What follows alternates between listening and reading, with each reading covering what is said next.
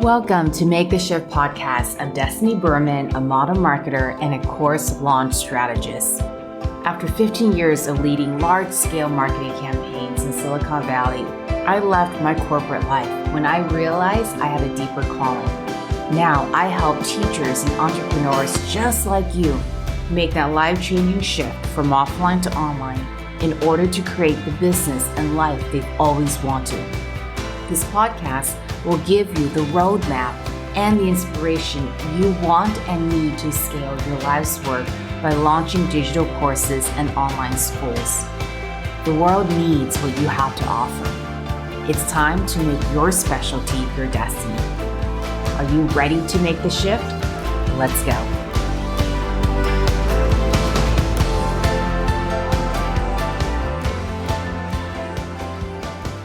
Hello, and welcome back.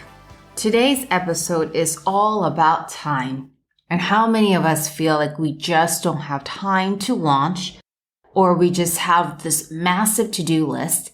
And anytime we think about taking on a new project, such as converting our business model online, creating a new online program, we start to feel that internal, my goodness, I'm adding more work to my plate, and we just keep pushing it back.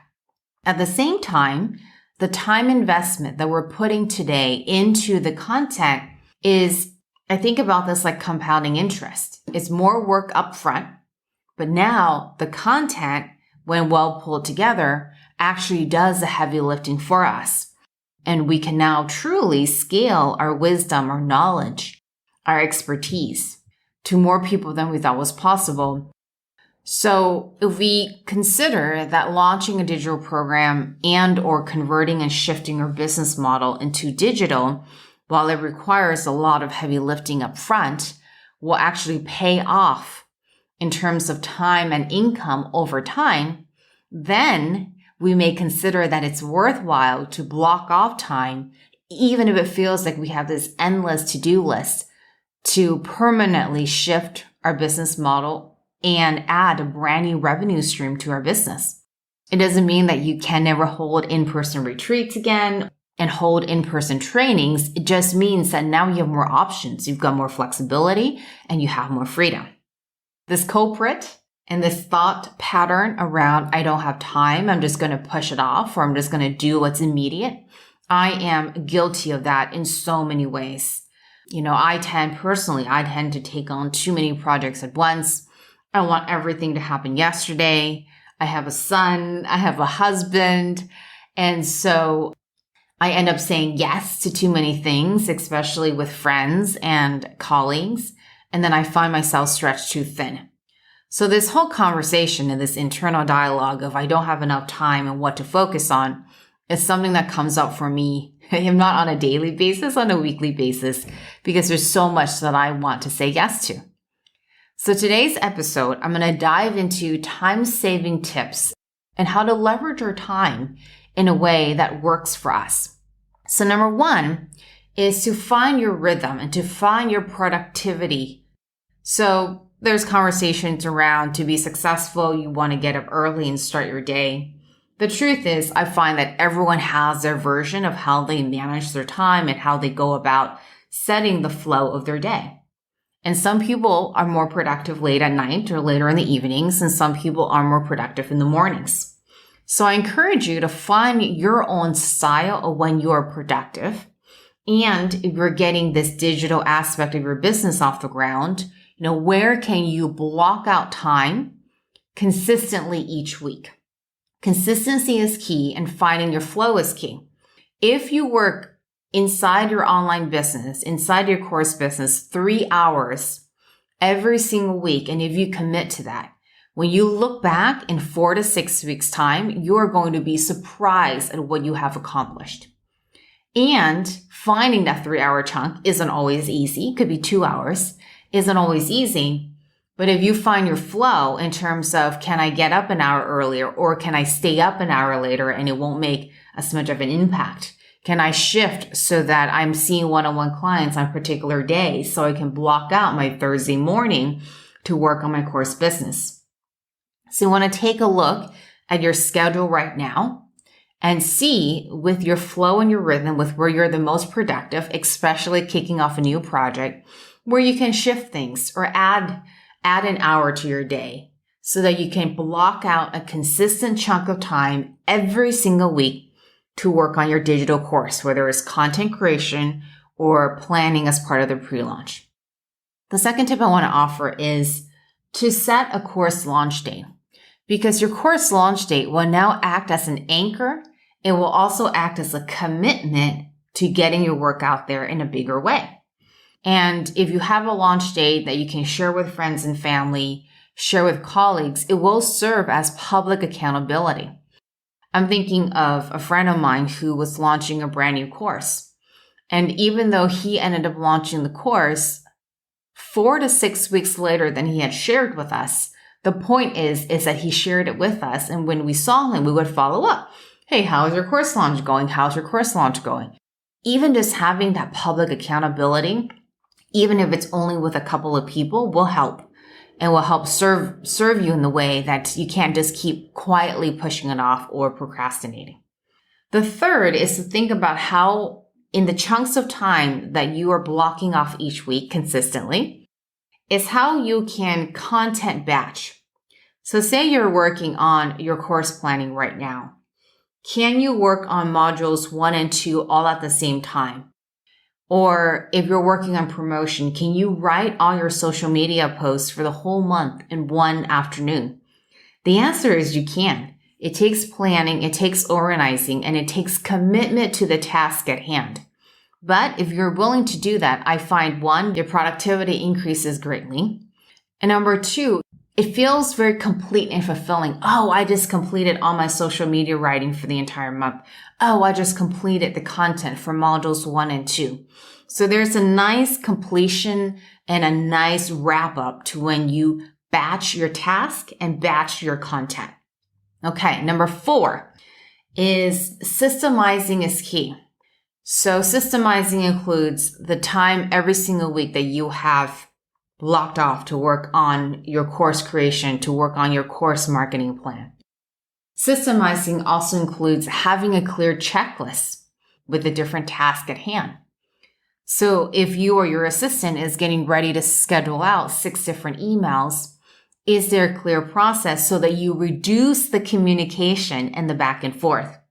If you really documented our time with how much we have to spend communicating, explaining, I think you'd be surprised at how much we can streamline communication.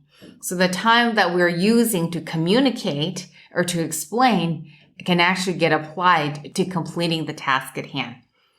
So you want to take a look at your business and your daily task and your action items and ask yourself, where can I systemize and where can I standardize so that we can get more efficient with the task at hand? And especially you have an assistant or a team, where can you streamline this so that you're saving time on explaining or re-explaining and having a clear checklist and having a clear process for them to follow? And while this, again, requires more effort and more thought in the beginning, it will save you time. Just like compounding interest is to finances, this will save you time with your time and output time and time again. Now, tied to that in terms of having a team, you also want to be honest with yourself. Now, we work with clients from all over, and some of our clients like to get in the nitty-gritty, and they're willing to carve out time to do so. And some of our clients it really isn't for them. And it really just makes sense for them to hire out. And there are great options with hiring out, whether it's a one-task project using Fiverr or hiring a resource, a more ongoing resource on Upwork. I've certainly found great vendors on Upwork, whether it be designing slides or, working on a workbook, right? Or you may already have a team member who can actually jump into your course business and be able to take on this new project with you. So you want to be honest with yourself. While it's important for you to learn the foundations and to understand the steps that are involved, you do want to be honest. Does it make sense for me to hire out? And one of the mental blocks that comes up when hiring is, oh, I don't have the revenues to sustain it. Or it's an investment that I can't make right now inside my business. And while that may be the case for some of us, more often than not, if we were to look at this as an investment in our business and this hiring out will help us get to revenue faster, I would say about 20 to 30% of the time, the business owner does have the resources to make that investment. They just weren't looking at it that way. And so you just want to catch yourself. And sometimes it really does make sense that you have to get in there and do everything yourself. But we work with, enough established offline business owners or coaches during the one-to-one model that are already very successful and established. They just haven't taken the work online and they don't know how to sell it online. And so it comes down to, so I do have the resources, but it's this mindset shift of if I invest in these resources to get my digital content off the ground, I'll also be able to get to revenue faster. So does it make sense? 100%. Now, speaking of mindset shifts and the internal stories that come up, there are mindset patterns and shifts that I see come up with busy business owners. Is one, I don't have enough time, and so I can't let myself have this, even though this is my dream. And so you want to catch yourself when you're thinking those thoughts. Is it that I don't really have enough time, or is there something else that's driving that thought, and it's giving us a reason to put off getting our work out in front of more people? And more often than not, when I really dig in with my clients, there are fears that are coming up with sharing our gifts with more people or sharing our gifts in this new format and not knowing how people are going to respond. So it's more of that newness and then not knowing that it's really hitting, less so of I don't have enough time. Of course, we're all busy. Of course, we all have a lot going on. But I'm going to invite you to consider that if you know that this is what you want to do, and yet you're coming up against no time, is there something else that's driving that? And then two, can you authentically make shifts, coming back to point number one, in your schedule to carve out time without just burning yourself out? Can you hire support? Can you gain the know-how? And so the question becomes, how can you make this happen, right? How can you take a step in the right direction? The second mindset that comes up around time and resources is, well, what if I try all of this and it doesn't work? Then it becomes a waste of my time and a waste of my resources. It's certainly true that there are no guarantees. And you may have heard me say that I believe that launches are a calculated experiment, and most initiatives and projects within our business are a calculated experiment. However, guarantees or no guarantees, the reassurances that I can offer is that if you're already working one-to-one, you already have a solid client base, you're already teaching classes, especially before the world was shut down, you've held retreats, you have an offline business, you already have more of a proven offer and an audience than you even realize. We just don't think about it that way. Well, I don't have an email list. Oh, I don't even have an Instagram account.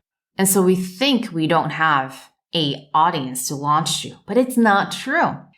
Most of the people who come to us who are a good fit for us do have an offline business, do have an offline professional practice, and they're looking to make the switch to convert over. And what they often don't see, where the aha and the light bulb comes in, is, wow, I do have a proven offer. I have proven results that I've already helped my clients, my students get to. And I do have people who know me for my style of work. And so, yes, is there a big leap in transition to digital? Of course. That's a transformation, right? We call it taking your business through a digital transformation. But at the same time, you're a lot closer than you think. And so you're coming up against this mindset block of, well, what if I go through all of this and it's a waste of time? Well, one, I'm here to reassure you that one, you're probably closer than you think. And two, it's never a waste of time. You're going to learn so much in the process.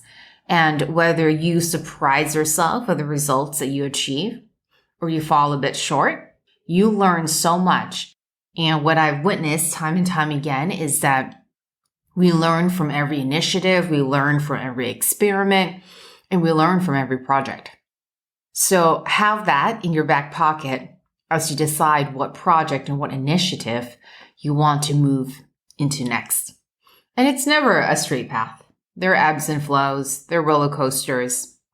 It's why we have accountability. It's why we have support. It's why we have community, so that we have that mentorship, we have that guide to be a part of our path.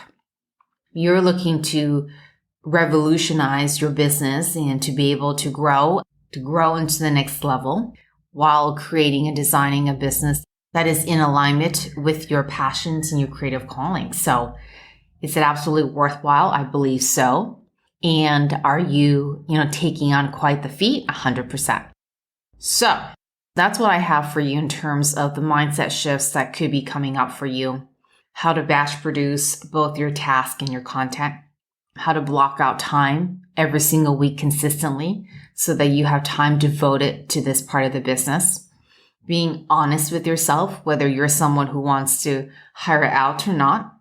And then you want to systemize and standardize as much as you can so you can reduce the back and forth and streamline your productivity. So thank you so much for listening. I hope you found this episode useful.